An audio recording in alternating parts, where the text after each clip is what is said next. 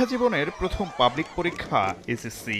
10 বছরের সাধনার ফল পেতে যে অধীর আগ্রহে অপেক্ষা, সেই প্রহরটা শেষ হওয়ার পথে। তোমাদেরকে আমি ফুল ভিডিওতে দেখাচ্ছি, তার আগে আমি কিছু কথা বলতেছি। কথাগুলো তোমরা মন দিয়ে ভালো করে শুনবা। দেখুন, রেজাল্ট যদি খারাপ হয় তাহলে টেনশন নেওয়ার কোনো কারণ নেই, কোনো কারণ নেই। রেজাল্ট যদি খারাপ আসে, যদি তুমি পরীক্ষার খাতার মধ্যে রোল নম্বর, রেজিস্ট্রেশন নম্বর ভুল করো, সেটা আবার বোর্ড ছেলেসের মাধ্যমে ফিরিয়ে এনে যেতে পারে। প্রতি বছর লাখ লাখ শিক্ষার্থী এরকম করে কিন্তু বোর্ড চ্যালেঞ্জ করে কিন্তু তাদের রেজাল্ট আবার পুরোপুরি নিয়ে আসতেছে। যদি তোমার নম্বর কম আসে, জিপিএ কম আসে, এবং যদি 2-3 সাবজেক্ট ফিল আসে, তারপরেও কিন্তু তুমি বোর্ড চ্যালেঞ্জ মাধ্যমে তোমার রেজাল্ট পুরোপুরি ফিরে নিয়ে আসতে পারবে। এত টেনশন নেওয়ার কোনো কারণ নেই। দেখুন, তোমাকে পৃথিবীর সবাই ঘৃণা করে, তাই না? কিন্তু উপরওয়ালা তো তোমাকে ঘৃণা করে নাই। যদি উপরওয়ালা যদি তোমাকে ঘৃণাই করতো, তাহলে তোমাকে তো বানাতো না। আল্লাহ তাআলা এত সুন্দর করে তোমাকে সৃষ্টি করছে। আল্লাহ তাআলা তো তোমার ভালো চাই, তাই না? আল্লাহ তাআলা তোমার যেটা ভালো মনে হবে, আল্লাহ তাআলা সেটাই করবে। আল্লাহ তাআলা যদি মনে করো যে তুমি পরীক্ষা ফেল করলে তোমার ভালো হবে, সেটা আল্লাহ তাআলা সেটাই করবে।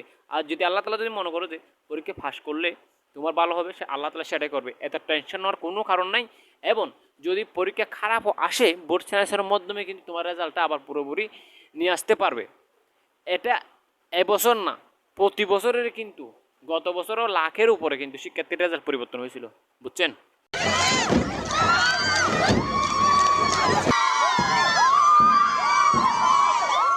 শিক্ষা জীবনের প্রথম পাবলিক পরীক্ষা এসএসসি। 10 বছরের সাধনার ফল পেতে যে অধীর আগ্রহে অপেক্ষা, সেই প্রহরটা শেষ হওয়ার পথে।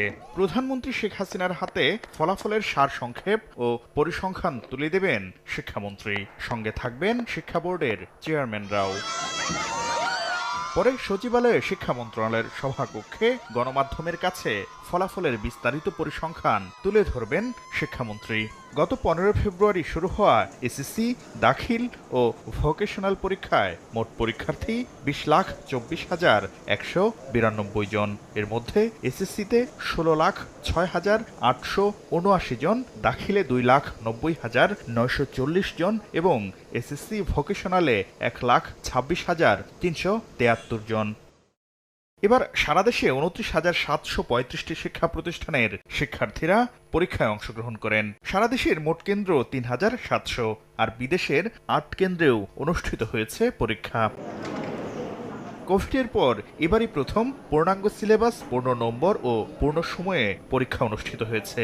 নিয়ম অনুযায়ী এবারও পরীক্ষা শেষ হওয়ার 60 দিনের মধ্যেই ফলাফল প্রকাশিত হচ্ছে। শিক্ষার্থীরা শিক্ষা বোর্ডগুলোর ওয়েবসাইট ও এসএমএস এর মাধ্যমে ফল জানতে পারবেন। ওয়েবসাইটে রোল নম্বর, রেজিস্ট্রেশন নম্বর, পরীক্ষার নাম, বছর ও শিক্ষা বোর্ড সিলেক্ট করে সাবমিট বাটনে ক্লিক করলেই জানা যাবে ফলাফল। এছাড়া মোবাইল ফোনে এসএমএস এর মাধ্যমেও জানা যাবে ফল। শাকির আহমেদ, সময় সংবাদ, ঢাকা।